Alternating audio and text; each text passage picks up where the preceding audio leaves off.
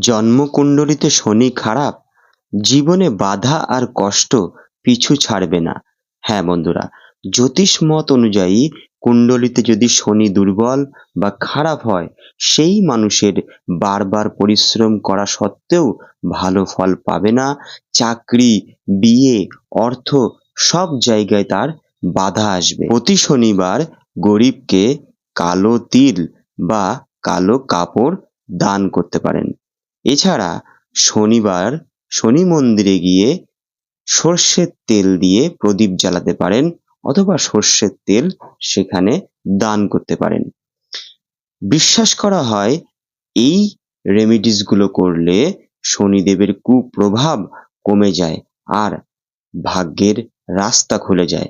তাই বন্ধুরা, অবশ্যই এই রেমিডিস গুলো করুন। কেমন লাগলো ভিডিওটি অবশ্যই কমেন্ট করে জানাবেন।